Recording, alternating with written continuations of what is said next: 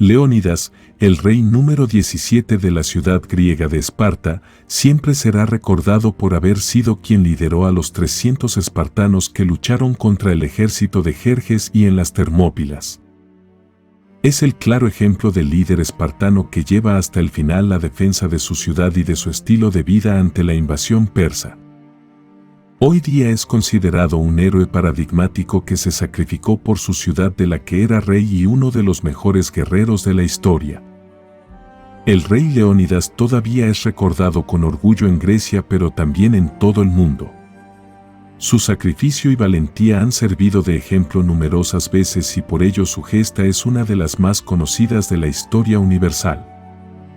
Como el resto de varones de Esparta y con más razón al no ser heredero, Leónidas tuvo que someterse a la férrea disciplina de las escuelas espartanas siendo uno de los pocos reyes de Esparta que sufrió esta experiencia.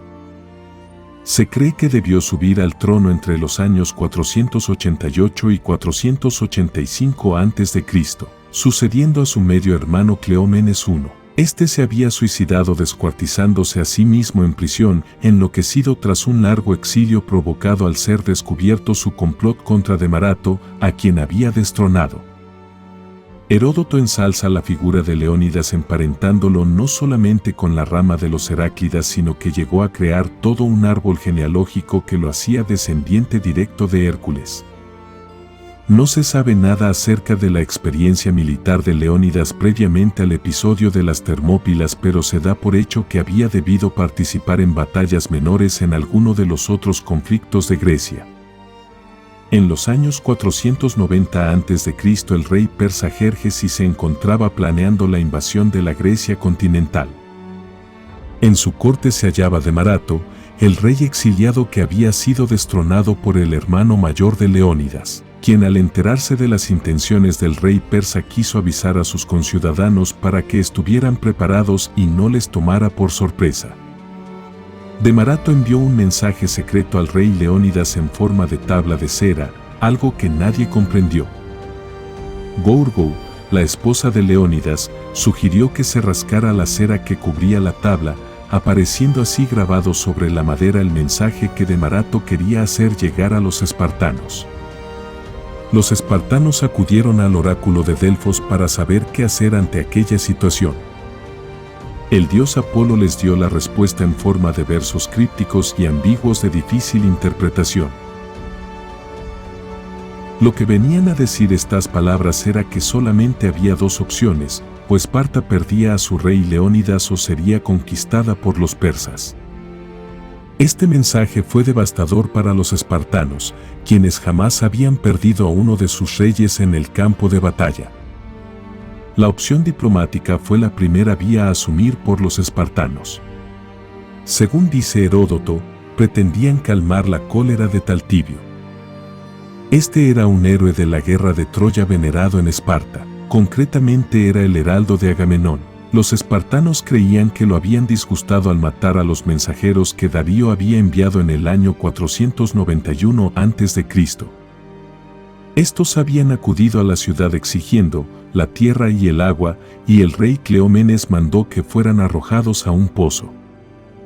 Después envió tropas para que participaran en la batalla de Maratón, donde Darío fue derrotado. Los espartanos no llegaron a tiempo para involucrarse y el enfrentamiento tuvo lugar entre persas y atenienses. El rey Jerjes se negó a negociar y ni quiso reclamar la tierra y el agua. En el otoño del año 481 a.C., la Liga Helénica se reunió y se decidió que su líder sería Esparta.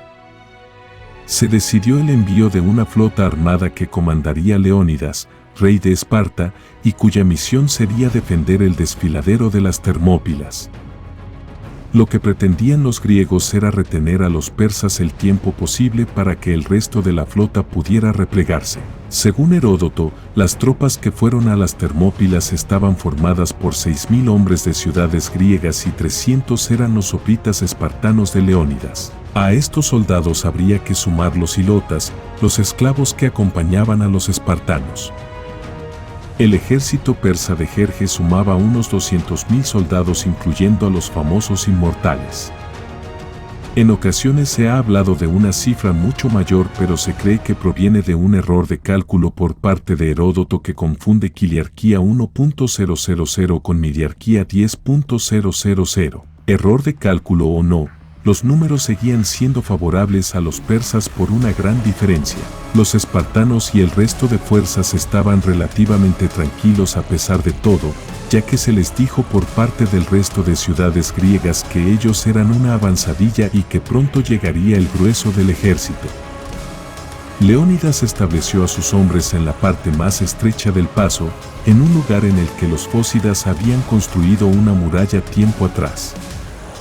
Además, desde Traquinia le informaron de que existía un camino montañoso que rodeaba las Termópilas. Leónidas decidió enviar a 1000 hombres para que acamparan allí, evitando que los persas quisieran aprovecharlo y vigilando desde las alturas. Antes de que comenzara la batalla, Jerjes envió un mensajero para que negociara con Leónidas, ofreciéndole la libertad y el título de amigos del pueblo persa a los aliados griegos. Les prometió, además, asentarles en tierras más fértiles que las que tenían en aquellos momentos.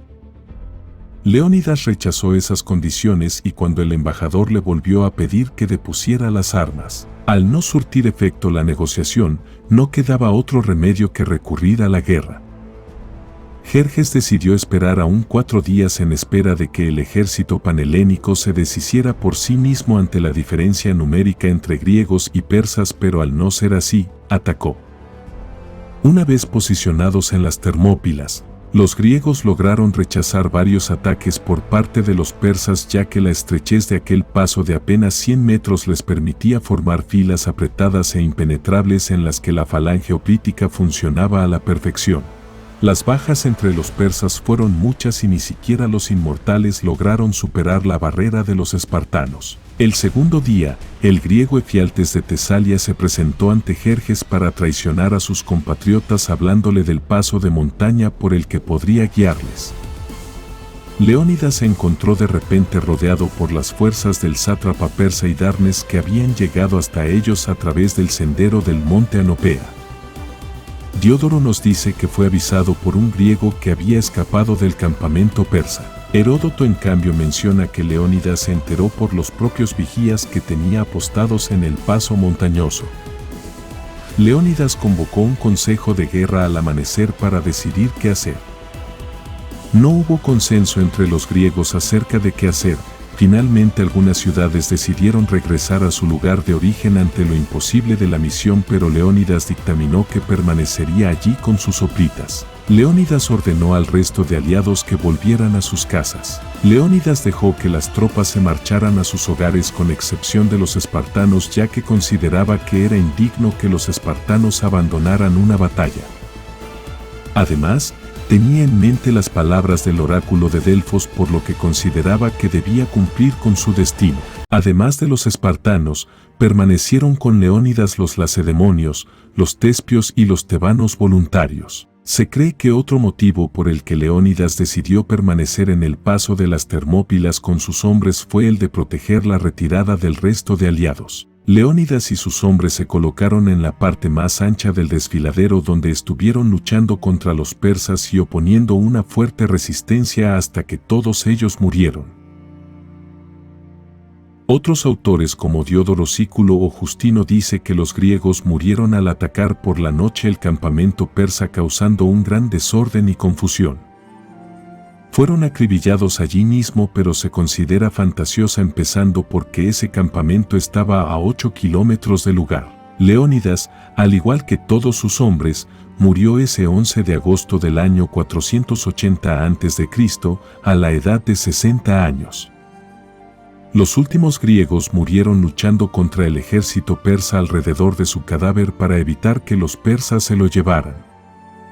El rey Jerjes mandó cortarle la cabeza a su cadáver para clavarla en un palo e hizo que crucificaran su cuerpo.